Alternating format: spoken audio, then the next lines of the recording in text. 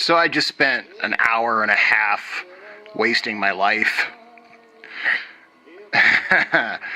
On the recommendation of a few people, I listened to a certain video of a certain individual, of whom I'm not going to mention the name, I guess a semi-popular occultist, someone that definitely has a lot of things correct, but in listening to him, there's so much that is just absolutely borrowed and ill-constructed that it was hard to stomach.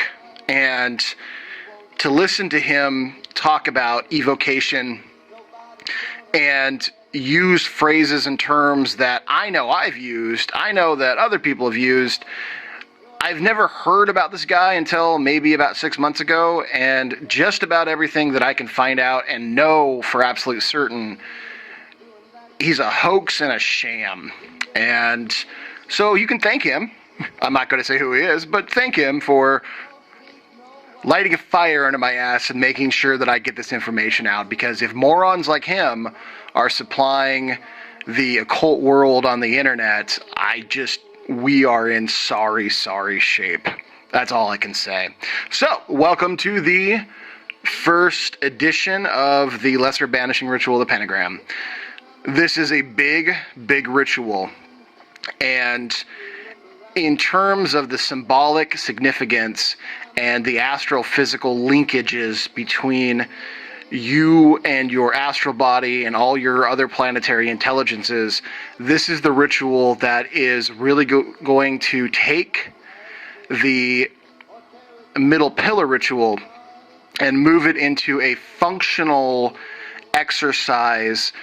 That's not to say that the middle pillar isn't a functional exercise, but this is a much more active engagement style ritual, in that because the crucifixion mystery is so strong in this ritual, and because this is a true magical warrior style ritual, it will activate and give you a sense of purpose and power and a real strong sense of protection, so you can operate on any sort of planetary sphere and come into contact with any type of entity. And as long as you're true to yourself and to your beliefs and to the tradition that you are following, this is pretty much ironclad. It is very strong, very potent, and begins to work a certain type of alchemy, an inner energetic alchemy, a change that does indeed begin to formulate and put you as your higher self. So this is one of those rituals that truly does encompass the true trilogy mystery of mother, father, golden child, of love, war, and the mystery between the two, or you could say Mars, Venus, and Cupid. This is that style of ritual, of full activation.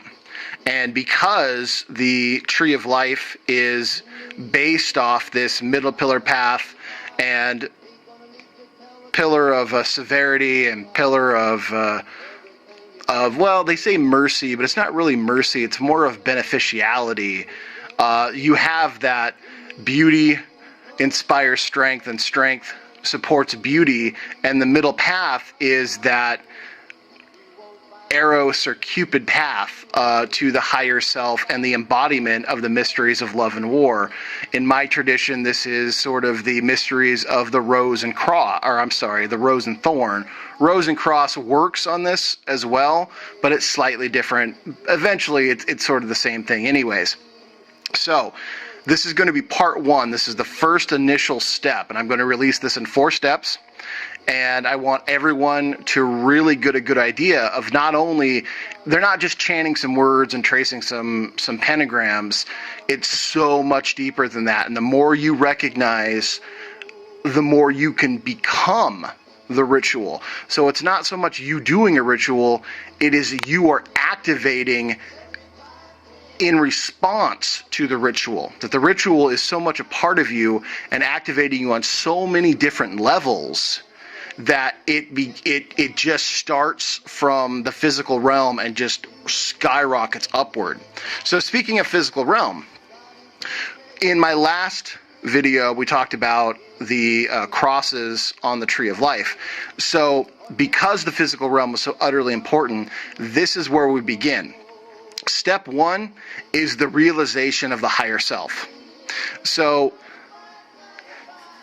the process really is starting from an earth-based cross with a Saturnine circle. This is symbolic because you are going to be standing in the middle of what is your own sphere of personal influence. Okay? You are the crossroads. You are the master of your own destiny. You are the crossroads, the combination of all other planetary alignments and energies focusing down and beaming into you.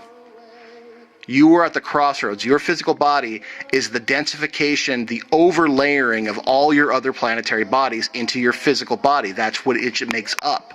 Now, the Saturnine circle is the containing force of space and time that restrict but also hold together, build, and structure your physical world. Yes, you are limited here, but you are limited only in the same way that a giant heavy weight limits you. Eventually, you use that weight to get stronger rather than allow it to oppress you. It's your choice. Make the fucking right one.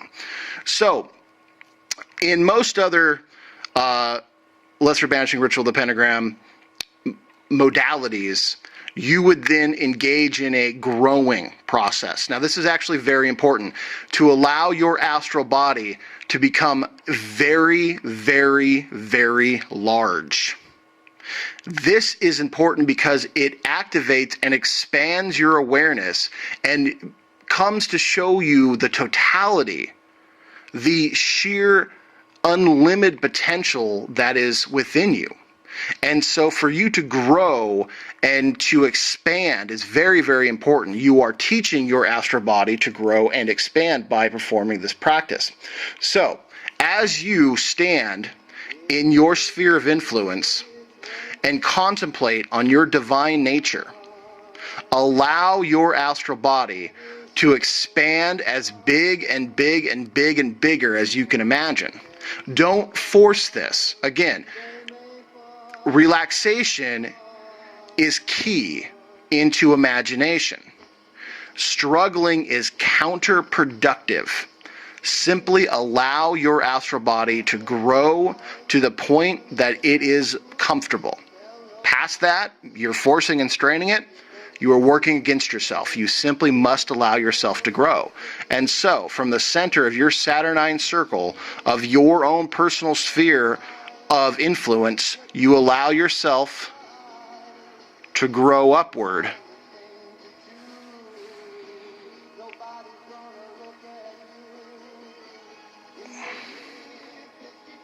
Okay? Now, this encompasses your solar self, your higher self. So, we have grown from our awareness solely based on the physical plane now into your higher self, which is at the very center of all that is the astral world. Your astral body activates and expands into you as being the solar center of your own micro-universe, and in reflection to be the solar center of the entire universe. So, like in the other video, this is the limited, fully limited circle. This now makes the solar cross. This is now you as your astral self. You as purely physical. You now as fully aware of your astral activation. You are now moving past the boundaries of time and space. Although you are not completely free of them, your influence now expands past the physical world. Influence on the physical world, influence on the astral realm. Do you see the difference? You are extending, expanding your reach. Your influence now has power and moves past just the physical limitations of time and space into an interdimensional realm, highly interdimensional realm. Now let's take this a step further. Actually, you know what? We're going to wait on that. I'm going to get to that, but let's wait on that. So as you allow your energy body to expand as far as it can, you should realize now that you are in a void of space. You are massive and huge, and your influence is extremely far-reaching, but you are in a void of space. Your astral body should look like a much more, I guess we're going to use the word perfected, but again, that's one of those troublesome words. You should see yourself as your idealized self, because this is your solar self. You are now engaging and embodying your solar champion. Your inner hero is represented by the solar cross. Okay? This, for those who don't know, planetarily is Sol, or Tepareth, right here. This is Terra, or in the Kabbalist term, Malkuth. So we have moved up. Now, Yesod would be right about here, meaning that you've entered into the astral realm, and you are now expanding in all directions. And we'll get into that as well. So, you've expanded your astral body to gigantic proportions, and you are standing in a void of space, in an idealized state, in vivid color, fully prepared, and in actualization of your grander self. From this point, you will take your power hand. Your power hand is the hand you write with. This hand, I write with it. This is the hand that I use. Hello. So, you will touch above your head. Now, this is very important, because above your head is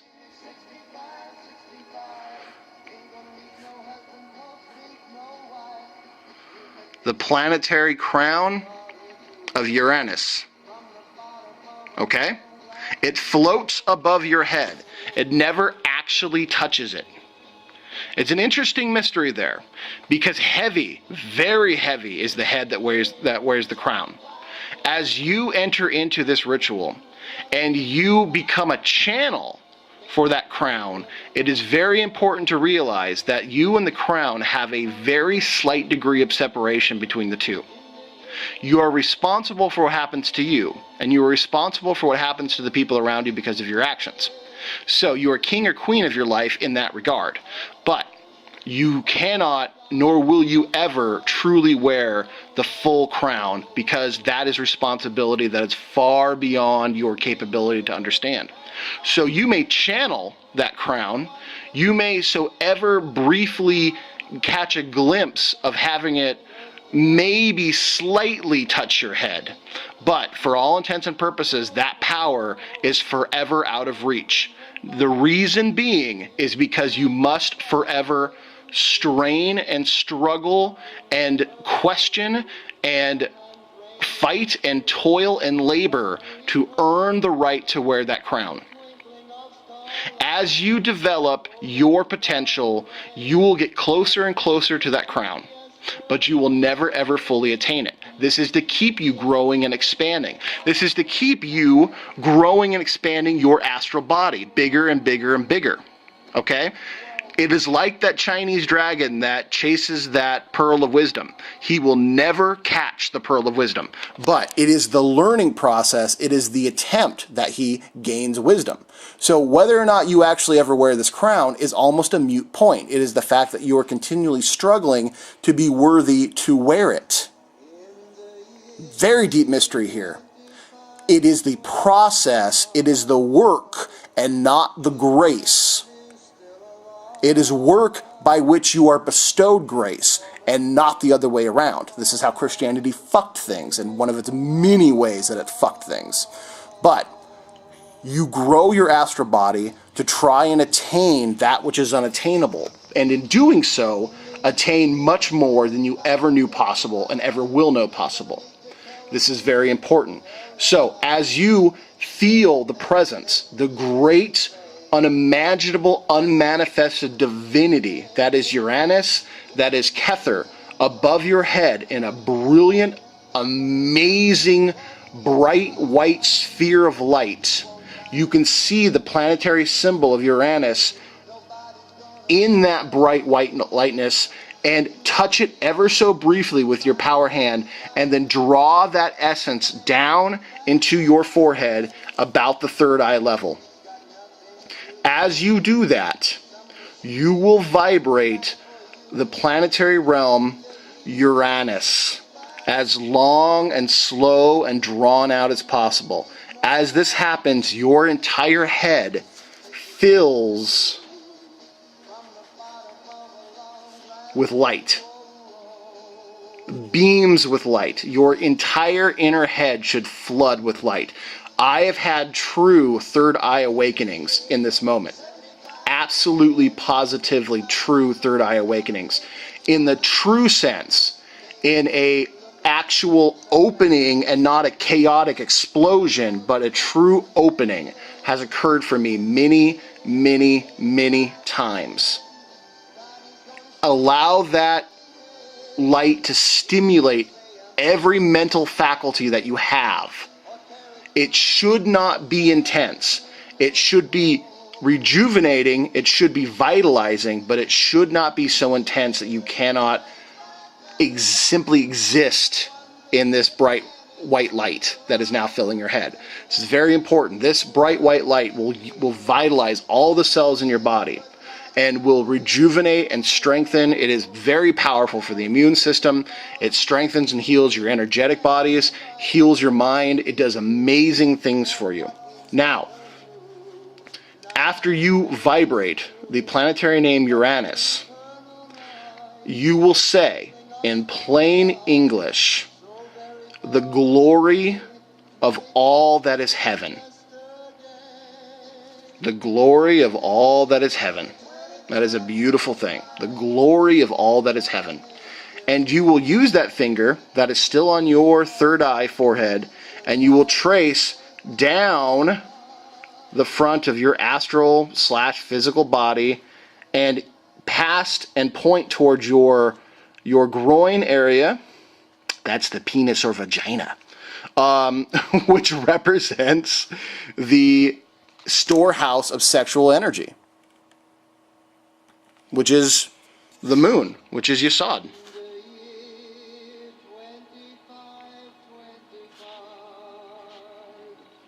You will point there and allow this powerful bright white light to flow down from your head. Actually, it flows as your finger traces down the front of your body. It goes all the way down. The white light follows it and goes down your spine, which again is like the middle pillar path. It clears the middle channel. Very important to do. Very important to clear your middle channel. Banishes entities and intelligences that shouldn't be there. It begins to get synovial fluid flowing in your spine and begins to open up a lot of energetic blockages. Again, this takes time. Do this slowly. Don't force anything. Just simply, it's like glowing water. It's going to flow.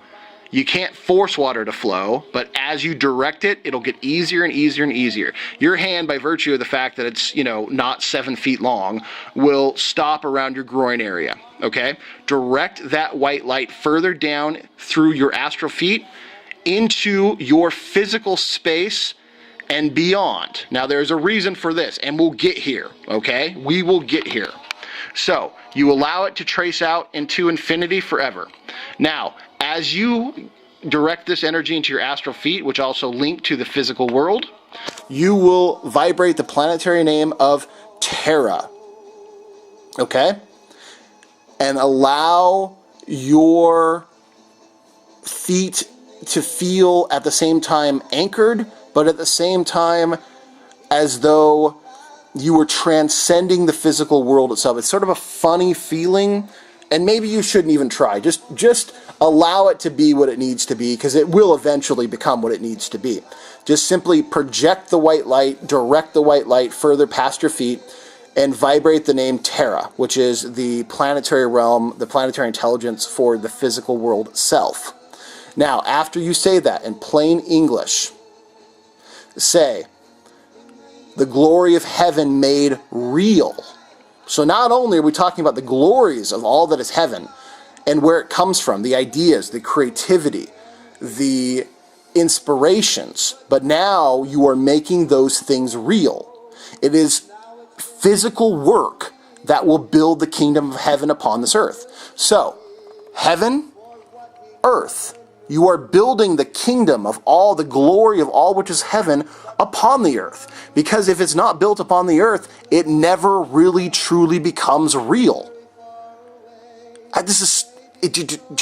Yes, links the above with the below. It's very powerful. You will feel a powerful current that goes down your body. Sometimes give you chills. Now, with that same power hand, I want you to touch your right shoulder. The shoulder is the thing that bears the burdens. Now this is physically why. Now no other occult teacher really talks about this because they don't know it. You touch the shoulder. The shoulder is what bears the burdens. And so Mars, or the right side of the shoulder, is the first of the two great burdens.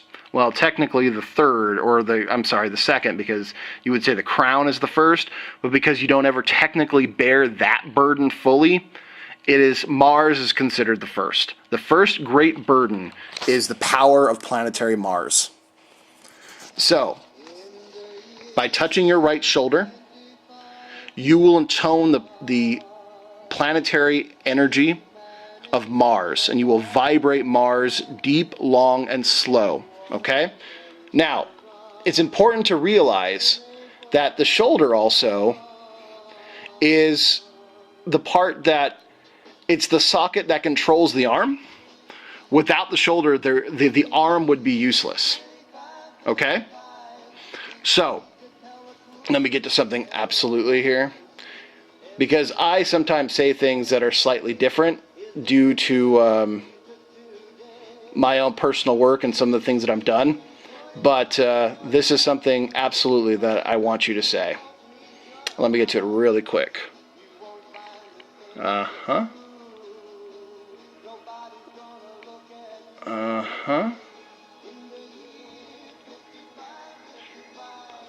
Okay, there we go. All right, that's what I wanted. You are shouldering the burden of Mars. The shoulder, the socket, you can't swing a sword without a shoulder. It's just not possible. You just can't do it. That is why it's so important that Mars is in the right shoulder. Most people were right-handed. Most swordsmen were right-handed. Most knights, most warriors were right-handed. This is just the breakdown. This is just how it happens. So, as you touch your right shoulder and you vibrate the planetary realm of Mars, in plain English, I want you to say, may terrifying strength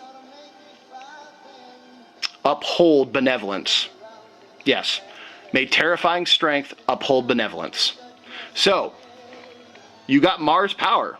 What are you doing with it? Because you can do a lot of fucked up shit with Mars power. But in this particular case, in your astral self, in your actualization, in your realizing, in your embodiment of becoming your inner champion, you are stating, yes, I bear the burden of Mars. Okay? But I bear it so that it may uphold benevolence. Imagine strength applied to help people, strength applied to offer support and protection, strength applied in right action. I mean, almost it's treasonous in this world that we live in because of the amazing fucking stupidity that happens in it, and what happens when a small power elite take powerful information and keep it from you and release little bits and pieces of it that's never meant to work, not in a full chain of occultic congruency, and like this other idiot who I had to listen to an hour and a half talk about, who could talk about the links but never put it together in a full chain. So this is part of that chain. Your shoulder that you are burdening the powers of Mars is actually helping uphold benevolency. So as you say that and you draw from your right shoulder, your finger across your chest to your left shoulder, and that bright white light forms across it, okay? You are now symbolizing the strength path between Mars and Jupiter. This is the strength path, the strength to bear the burdens, the strength to do all that you need to do. This is that path. This is part of the crucifixion mystery. The spear of Mars, the sword of Mars, the axe of power. It doesn't matter, okay? It goes through the heart of the matter. It goes to the center of you. The balance between destruction and creation, all right? The balance between the catabolic force of breaking down and the anabolic force of building up. So the other burden that you bear now is the power of Jupiter. Some people would say, well, why is this a burden? Well, because you have to be responsible for the things you create. You're responsible for the things that you bring together. You're responsible for the people that you bring into your life. So while this is the strength that helps uphold benevolence, Jupiter is the power that tempers this terrifying strength of Mars. So you draw your power finger across your chest, that bright white light connects from shoulder to shoulder, or technically from, well, probably nipple to nipple to be true. And you vibrate, now touching your left shoulder, you vibrate the planetary energy of Jupiter. And in plain English, you say, may benevolence temper terrifying strength. May terrifying strength uphold benevolence, and may benevolence temper terrifying strength. May you stay your sword hand if you don't need to use it. Everyone will know that you have the ability, that you have the strength, that you have the skill to do fucked up Mars shit. But everyone should also know that you have the wisdom, the compassion, the insight, and the wherewithal to stay your hand instead of immediately being impulsive. But should you need to, you have the wisdom to use the sword of Mars. And should you need to, you have the power of Mars to defend the beneficentiality of Jupiter. Does that make sense? This is a powerful practice. Put in these terms, you are absolutely positively performing an alchemy that is just amazing, that will change your spiritual perspectives a full 180. I mean, I'm seriously, like a full 180. People who perform this ritual in this way oftentimes have religious experiences that just transcend any other experiences that they had, because they are now becoming fully part of their solar self. So, we've created the solar cross now. Now, allow both hands to come to your sides and make a cross yourself. Make a large astral self, a large cross. Now, here's the interesting thing. Your physical body is performing these movements. At the same time, your astral body is performing these movements. This is called a unification, okay? So now make a full cross and allow that energy to flow down the front of your body and out in all directions from the heart center, all the way out your left hand and all the way out your right hand. And experience that feeling of that full conduit of energy leading into and down, and energy radiating out from the right and from the left. Okay? Now, I'm going to add something that I'm going to talk about later, but it is a vital part of this practice.